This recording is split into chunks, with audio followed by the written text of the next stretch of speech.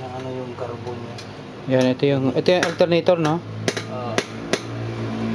Madumi? Okay, so ang ginagawa natin, nililinis natin yung carbon. Yung ano, yung pinaka rotor at saka yung sa carbon. Ng ng alternator, kaya hindi makapag karga ng tama. Siya, pero ano siya, yung parang tumatalon. Fluctuating. Hindi siya ano. Hindi continuous, ano, oh.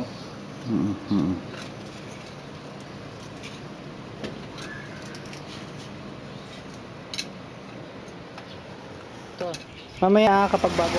Okay, ngayon gawa na to, ano? So ano nangyari, ano diyan? Alternator, kumilang. Maraming alternator. Tapos ginawa natin ngayon, nilinis mo. Kasi dati kapag nung maraming alternator, hindi kumakarga ng tama. Kaya nadi-discharge yung baterya. Kaya tinitirik tayo. Tama? Opo.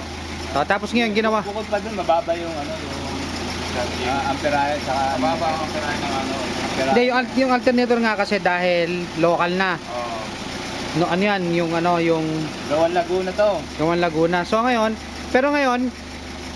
safe tayo dyan. Safe tayo dyan.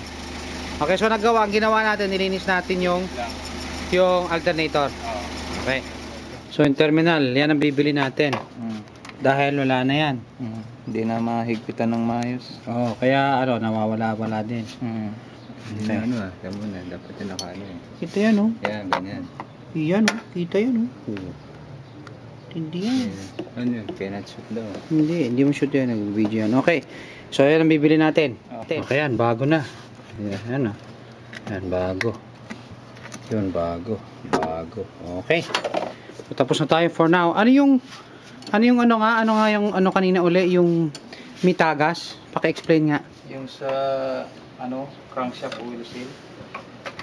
Okay, crankshaft oil seal. Pagka nagbaklas niyan, automatic na yung ano, yung pinaka timing belt. Dalawa yan eh, papalitan yan. Tapos yung tensioner. Kasi tatanggalin yung timing belt bago ka makatanggal ng oil seal. Yung timing belt, ano yung sinasabi mo pag nilagay ng langis, sumalambot? Oo. Pag dahil sa tagas na yon, nalalagyan ng langis yung timing belt. Oo. So ngayon yung tagas na yon, Maaari makaputol yun.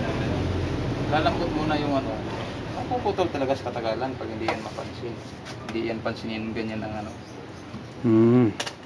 So ang suggestion natin, ipa-seal yun, tapos Papalitan ng oil seal at saka yung automatic na yung timing belt. papalitan na rin. Oo, dahil tinanggal mo na lang din eh. Oo. Tapos ano pa isa? Yung Ano yan, bali 4 na oil seal, 2 timing belt, tsaka yung 2 tensioner. Tensioner isa. okay. Tensioner. Tensioner. Okay. Tapos yung isa pa yung sinabi nyo na yung pagtulong sa tumutulong sa pagliko. Ano yan?